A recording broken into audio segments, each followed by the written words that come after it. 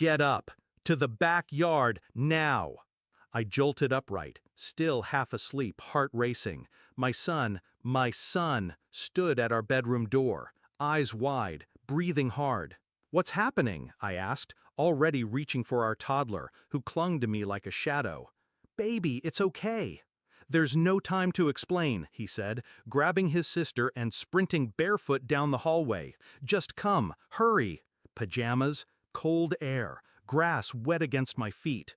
We crouched in the bushes behind the shed. I wrapped my arms around the kids, confused, trembling. Then I looked back at the house and saw her silhouette in the window. Not alone. I met Claire 12 years ago in a parking lot with a dead battery and a smile that made my chest hurt. She talked like the world owed her nothing, laughed like she didn't care. But her eyes, they were heavy, like she carried things she'd never speak aloud. I loved her for that. We built a quiet life, safe, predictable. Dinner at 6, cartoons at 7. 2 kids, 1 mortgage, and matching toothbrush holders.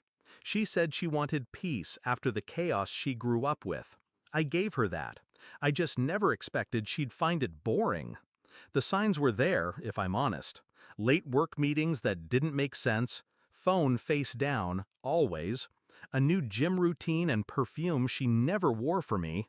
But love makes you generous with excuses, and I'd rather be blind than paranoid. Until 2 weeks ago, I'd borrowed her laptop for a Zoom call and saw the messages. Not just flirty, not just suggestive, detailed, coordinated, familiar. Because the man she'd been meeting wasn't just someone, he was someone we both knew. Someone I trusted with my house when we were on vacation. Our neighbor, Mark. The same guy who taught my son how to fix a bike chain. The one who laughed too loud at Claire's jokes. The one who waved too eagerly when I pulled into the driveway. I stared at the messages. My body felt cold, but my mind, it was calm. For the first time in a long time. I didn't confront her, not right away. I started watching instead. Tracking patterns, gathering proof. 2 phones, 2 bank accounts, 2 versions of the woman I thought I knew. Every detail was a pin in the map. Every lie, a brick in the trap. And I waited, because revenge, real revenge, it isn't rage, it's patience. The night it happened, everything was already in motion. The cameras I'd installed caught Mark slipping into the basement door Claire left unlocked, like clockwork. What they didn't know, what he didn't know, was that I had already called my lawyer, already filed for emergency custody, already moved half our assets. And my son? He found the burner phone Claire thought she'd hidden in her sock drawer. He saw the messages. He's 10, old enough to know betrayal when he reads it, young enough to still believe in protecting the people he loves. He came into our room that night like a soldier and got us out before the fire started. No, not a literal fire, but what followed was just as devastating. When the police arrived, called anonymously, of course, they found Mark in our kitchen. Claire was upstairs, in a robe, stunned, confused, claimed it was all a mistake. The look on her face when she saw the footage I handed the officers, I'll never forget it.